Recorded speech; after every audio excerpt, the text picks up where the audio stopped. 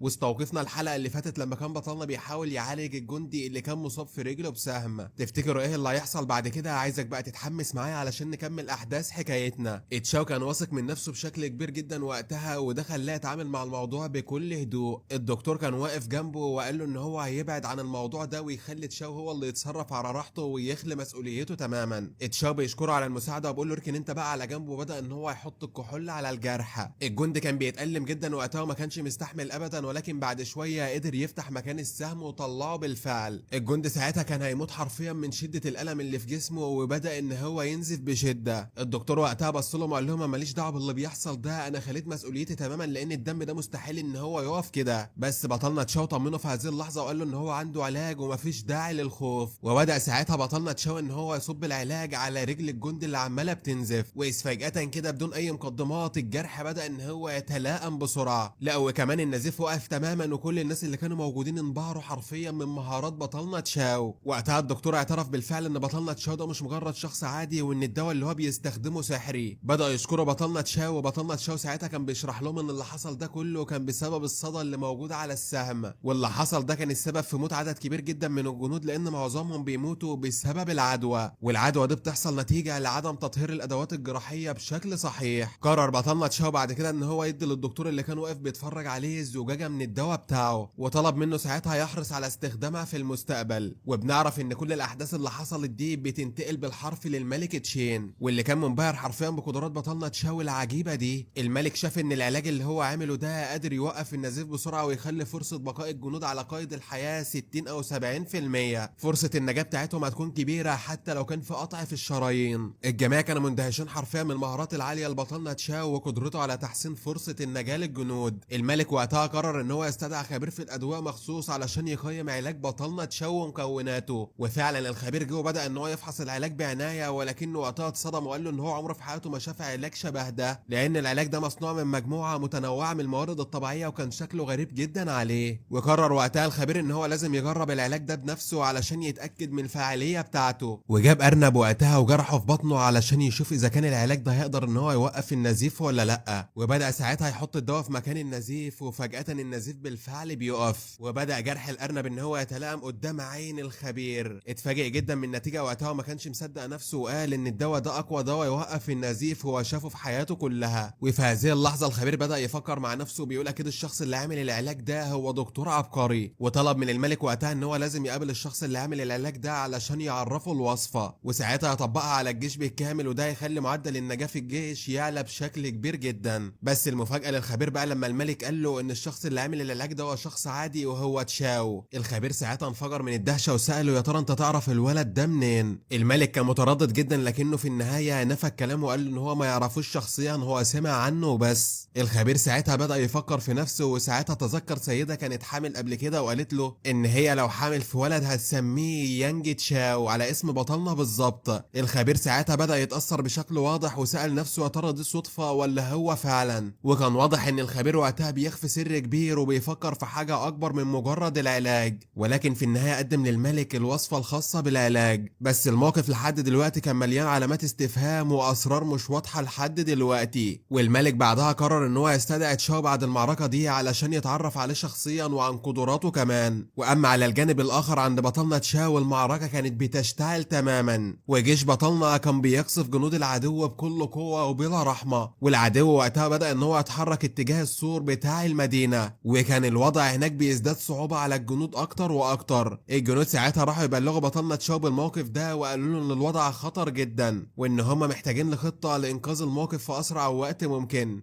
تشاو ساعتها رد عليه بكل هدوء وثقه وقال له سيبوا الموضوع ده عليا وانا هتصرف. وواضح جدا ان هو كان واثق من نفسه وعنده خطه جاهزه من زمان، وكل اللي حواليه كانوا مستعدين يشوفوا ازاي هيقلب الموازين في اللحظه الحاسمه دي. وفي هذه الاثناء بيظهر واحد من رجاله المدينه عند الملك، وكان مصاب وقتها بسهم في كتفه وملامحه باين عليها التعب والخوف. بيبلغ الملك ان جيش بطلنا تشين قدر يحتل عاصمته بالكامل كلها، وانهم دلوقتي داخلين عليهم من كل اتجاه ومش عارفين يوقفوهم. الخبر ساعتها نزل على الملك ده كالصاعقه وملامحه اتغيرت تماما. وقتها الخوف سيطر عليه وكان واضح ان هو مش عارف ياخد اي قرار ابدا. رجاله القصر وقتها حاولوا ان هم يهدوه ويطمنوه، ولكن الموقف كان اصعب من ان هو يتحل بالكلام. الولد اللي كان عنده كمل كلامه وقال له ان جيش الملك تشين دلوقتي مستنيينهم يخلوا المدينه بالكامل، والا هيهاجموهم خلال ساعات ويخلصوا عليهم واحد ورا التاني. الملك فضل متوتر وقتها، وفي النهايه قرر ان هو ينسحب من العاصمه باستخدام الممرات السريه، وبدا يدي ساعتها اوامر فوريه لتجهيز خطه كويسه جدا للهروب، وطلب وقتها ان العائله الملكيه تتحرك فورا لانقاذ ما يمكن انقاذه. الموقف كان مليان توتر وقتها، والجماعه كانوا حاسين ان المدينه على وشك السقوط التام. واما بقى على الجانب التاني في وسط الاحداث دي، جيش المدينه كان بيحاول يقاوم بكل شراسه، ورغم ان الوضع كان صعب جدا عليهم والدنيا كانت بايظه على الاخر، ولكن تشاو كان واقف ثابت في مكانه، وقرر ساعتها ان هو مش هيستسلم ابدا وهيواجه الاعداء مهما كلفه الامر حتى لو هيموت. واحد من الجنود ساعتها طلع يجري على بطلنا تشاو وقال له لازم تلحق الموقف ده في اسرع وقت ممكن، ده في نصيبه، احنا لقينا اثر لجنود العدو في مكان معين كده. بطلنا تشاو وقتها كان مستغرب جدا، ولكن رد عليهم بكل هدوء بعد كده وقال لهم ان هو كان متوقع ده من البدايه يعني، وان خطته اصلا كانت مبنيه على اساس ان هم يدوروا في المكان ده بالتحديد اللي هم لقوا فيه الاثار. وبدون اي تردد بطلنا امر الجنود بتاعه يتحركوا فورا للمكان اللي تم اكتشاف الاثار فيه، وكان واضح وقتها ان هم مستعدين لاي حاجه، وخطته ما كانتش مجرد رد فعل كده وخلاص، بل خطه استباقيه لضرب الاعداء قبل ما يتحركوا بخطوه جديده في اي مكان. الجميع كان واثق في قياده بطلنا تشاو، وبداوا ان هم يتحركوا معاه بالفعل، وكانوا مستعدين كويس قوي للمواجهه القويه الحاسمه اللي جايه. بينتقل بينا المشهد مره تانية يا اساطير عند ملك المدينه اللي كان قاعد في القصر بتاعه، والتوتر كان مال الدنيا، وكان قلقان جدا من اللي بيحصل. وفجاه واحد من الجنود بتوعه دخل عليه وقال له ان وزير الخارجيه مستنيه بقاله فتره طويله، وان الوقت بقى ضيق جدا ولازم يروح يقابله دلوقتي حالا. واقترح عليه الجندي ده وقتها ان هو يروح للعربيه اللي اتجهزت علشان يهرب في اسرع وقت ممكن. الملك وقتها بيقول له خطه في منتهى الذكاء، وبدا ان هو يوافق بسرعه، وبدا بعد كده يتحرك بسريه مع الحراس للمكان اللي العربيه مستنياهم فيه، وده طبعا علشان يطلع من المدينه من غير ما اي حد ياخد باله منه ولا يحس بيه ولا يحصل له اي مشكله. وبالفعل اتحرك، واول ما بيوصل عند العربيه فجاه بيلاحظ ان السائق بتاعها مصاب في ايده، مصاب بسهم في ايده، وكان واضح ان السهم جاي من بعيد جدا. السائق بتاعه وقتها بيقول له انا مش عارف اقول لك ايه، بس انا حاولت ان انا اهرب ولكن العربيه ما ساعدتنيش. واول ما الملك بيبص قدامه بيلاقي بطلنا تشاو واقف بالفعل. الخوف سيطر عليه وقتها تماما، وما كانش عارف يعمل ايه، وملامحه كان باين عليها الرعب والخوف. ساعتها بطلنا تشاو بص له نظره حاده، وبدون اي تردد امر الرجاله بتاعته ان هم يرموا السهام عليهم ويموتوهم. جيش الملك وقتها كان خايف جدا ومرعوب، وبداوا يحذروا ان هم مش مستعدين للمقاومه بشكل كامل، وكان واضح وقتها ان جيش بطلنا قوي جدا وهم خايفين منهم لان القوه بتاعتهم ما تقارنش ابدا بجيشه. ولكن بدل ما يستسلموا وقرروا ان هم يواجهوهم في هذه اللحظه حتى لو كانت فرصتهم ضعيفه جدا. ايه يعني لما نروح نجرب حظنا واحنا كده كده ميتين؟ هي الحياه بتتعاش مره واحده بس. وجت اللحظة الحاسمة بالفعل، وبدأ فيها الاشتباك القوي جدا. وأول ما المعركة العنيفة دي بتبدأ، أسهم جنود بطلنا تشاو بدأت تخترق دروع وأجسام جنود الملك بكل سهولة. الموقف كان مرعب وقتها، والملك حرفيا كان مصدوم، والجنود بدأت تقع واحد ورا التاني قدامه. ده حتى الناس اللي كانت لسه متبقية على قيد الحياة مش عارفين يعملوا أي حاجة معاهم ولا ينقذوهم. الملك واقف بيراقب اللي بيحصل ده من بعيد، وحرفيا هو كان مرعوب وهيعملها على نفسه، مش عارف ياخد قرار لحد دلوقتي. بينما بطلنا تشاو كان واقف بكل ثقة، وكان عارف ان المعركة محسومة من البداية اصلا. الهجوم بين الجيشين بدأ في هذه اللحظة، والدنيا بتولع حرفيا في ساحة المعركة. تشاو بيكون مركز جدا وقتها، وبيحذر الجنود بتوعه من سلاح الفرسان، لان السلاح ده اقوى واخطر سلاح عند جيش العدو. بيبدأ بطلنا تشاو يواجه الجنود بتاعته، بيخطط لتحركاتهم بعناية، ولكن وفجأة بيتحرك من وسط الجنود بتوعه وبيكون ماشي كمان. واحد من الجنود بيستغرب جدا في هذه اللحظة، وبيسأله وبيقول له وحضرتك رايح فين؟ المعركة هنا انت سايبنا وماشي؟ تشاو وقتها بيرد عليه بكل ثقة وبيقول له خليك في نفسك يا حبيبي وركز في اللي انت بتعمله، انا رايح دلوقتي حالا اقتل قائد العدو بنفسي علشان اطلق سراح الملك. الكلام ده بيخلي الجنود كلها واقفين مذهولين حرفيا، وبيبان ساعتها قد ايه بطلنا واثق من نفسه ومن قوته كمان، وبيقرر ان هو ياخد المبادرة بنفسه، بالرغم ان هو عارف ان القضاء على قائد العدو ده هيقلب الموازين بتاعة المعركة لصالحهم. وبيشتد الهجوم في هذه اللحظة من جيش العدو على جيش بطلنا تشاو. تفتكروا بطلنا تشاو هيقدر ينفذ الخطة بتاعته ويخلص على القائد، ولا ايه اللي هيحصل معاه؟ طب وتفتكروا هيقدروا ان هم يطلعوا من المشكلة اللي هم فيها ويخلصوا على جيش العدو، ولا ايه اللي هيحصل برضه؟ احداث مثيرة غامضة هنعرفها مع بعض ان شاء الله الحلقات اللي جاية. عايزين بس نوصل الفيديو ده اكبر عدد من اللايكات علشان انزل لك بشكل يومي يا صديقي، وطبعا السبسكرايب في القناة اوعى تنساه علشان تتابع معانا اجزاء الحكاية الجامدة. وطبعا مش هننسى كلمة السر بتاعت الفيديو ده وهي هتكون جيش العدو. واما بقى بالنسبه للناس دي فهم الاساطير اللي اجابوا الاجابات الصح، وحابب اشكرهم بنفسي. وفي النهايه صلوا على النبي واشوفكم على خير الفيديو اللي جاي.